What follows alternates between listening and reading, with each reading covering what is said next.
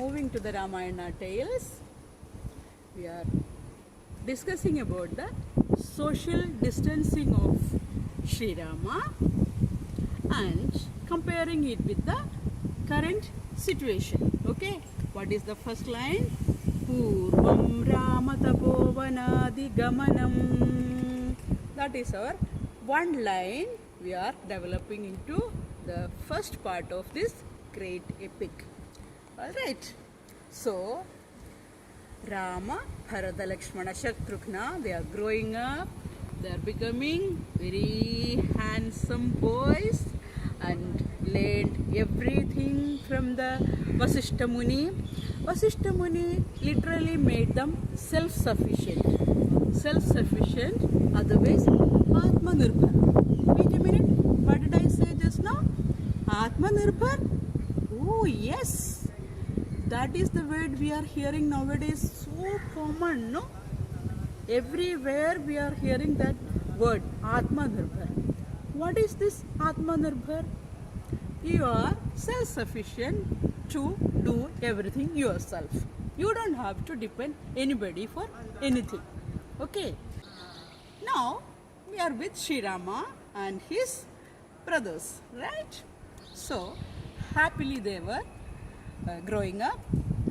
Then one day Vishwamitra Muni, sage Vishwamitra, came to Ayodhya Rajdhani to meet the Dasharatha Maharaja and his family. Actually, he wanted a help from the king. What is the help? He was doing some pujas, some yajnas, some homam in his ashram, where all these demons come and used to attack him, used to disturb his puja. So he wanted help from Dasharatha Maharaja to protect his yajna. Right? He actually came to ask for the help of Sri Rama and Lakshmana.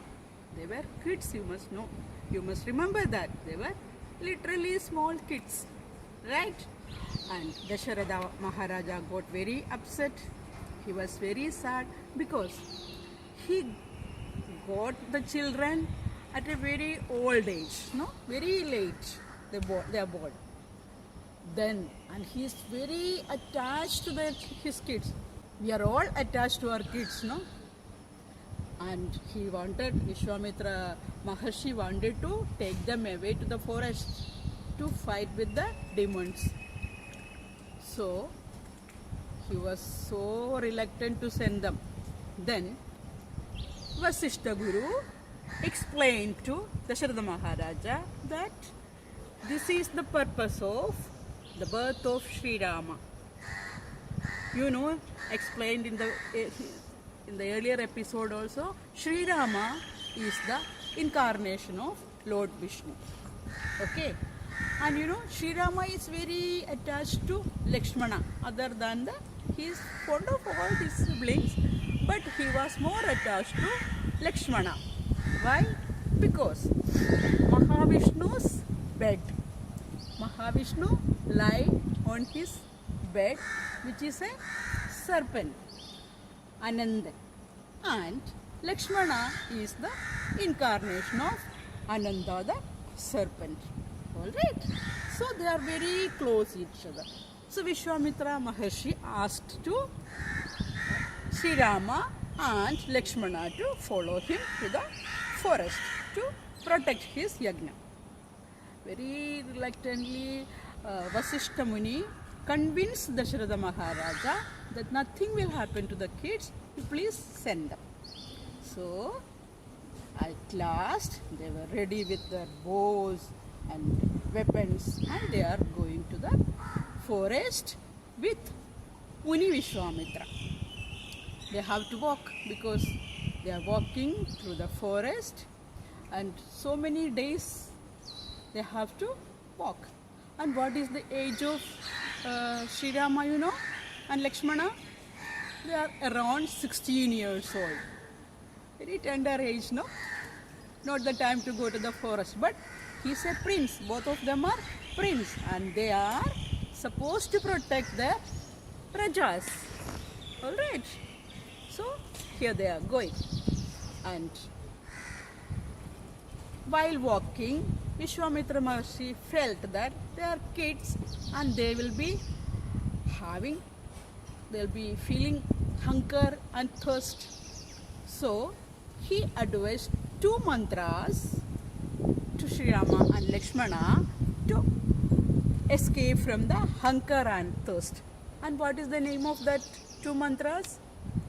Bala and Adibala. What? Bala and Adibala.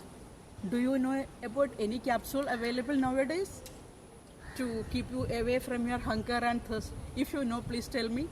Okay. I would like to know the name, right? Okay, so that is Bala and Adibala. They were walking and they were about to cross Tadagavanam. Tadaga. And who is Tadaga?